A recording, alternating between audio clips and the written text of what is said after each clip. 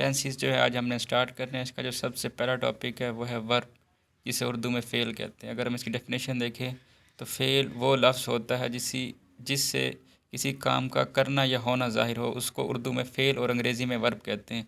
यानी कि fail sentence का, जुमले का वो हिस्सा होता है जो कि हमें ये बताता है कि जुमले के अंदर क्या काम हो रहा है।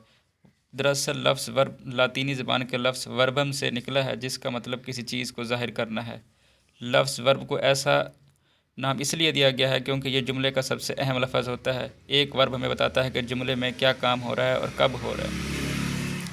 तो वर्ब का बेसिकली काम क्या होगा जुमले में, कि हमें ये बताएगा कि जुमले के अंदर जो काम हो रहा है वो क्या काम है और किस वक्त हो रहा है। तो इस तरह अगर हम इसकी आगे हालतें पढ़ें तो वर्ब की 3 हालतें होती हैं।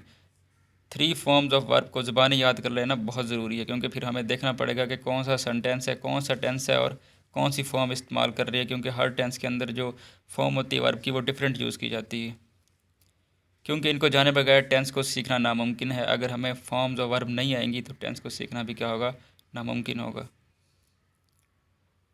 फर्स्ट फॉर्म जो वर्ब की उसको प्रेजेंट फॉर्म, सेकंड को पास्ट, थर्ड को पास्ट पार्टिसिपल कहते हैं। तो फर्स्ट फॉर्म जो वर्ब की होती है इसको प्रेजेंट फॉर्म भी कहते हैं, सेकंड फॉर्म को पास्ट फॉर्म और थर्ड फॉर्म को पास्ट पार्टिसिपल भी कहते हैं। वो वर्ब जिनके बाद डी या ईडी लगाकर पास्ट और पास्ट पार्टिसिपल तब्दील किया जाता है उन्हें रेगुलर वर्ब कहते हैं। बहुत सारे ऐसे वर्ब हैं जिनको हम अगर हमने पास्ट में या पास्ट पार्टिसिपल में चेंज करना हो तो उनके एंड में हम क्या लगा देते हैं, डी या ईडी लगा देते हैं। तो उन वर्ब्स को क्या कहते हैं, रेगुलर वर्ब भी कहते हैं।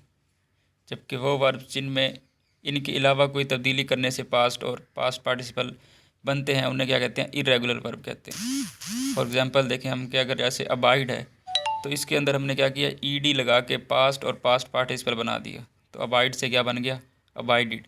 तो ये कौन सी फॉर्म होगी, रेगुलर वर्ब होगी। अराइज को हमने चेंज किया तो ये अरोज और अराइजन बना। इसमें डी और ईडी का इजाफा नहीं किया, इस वजह से ये क्या होगी, इरेगुलर वर्ब होगी। इसी तरह अवेक है, अवोक, अवोकन। अब अवेक जो वर्ब था इसमें हमने क्या इजाफा किया, डी और ईडी का इजाफा नहीं किया, इस वजह से फिर ये कौन सी वर्ब होगी, इरेगुलर वर्ब होगी। नेक्स्ट लास्ट देखें तो बेयर, बोर और बोर्न। ये हमने जितनी एग्जांपल पढ़ी हैं इनमें सिर्फ एक एग्जांपल ऐसी है जो रेगुलर वर्ब की है, जो कि अबाइड है। क्योंकि अबाइड को जब हमने पास्ट और पास्ट पार्टिसिपल में चेंज किया तो एंड में ई डी या डी का इजाफा करते हैं। लेकिन अराइज, अवेक और बेयर में जब इनको हमने पास्ट और पास्ट पार्टिसिपल में चेंज किया तो डी और ई डी का इजाफा नहीं किया बल्कि और चेंजेस किए। और ऐसे वर्ब को क्या कहते हैं, इरेगुलर वर्ब कहते हैं।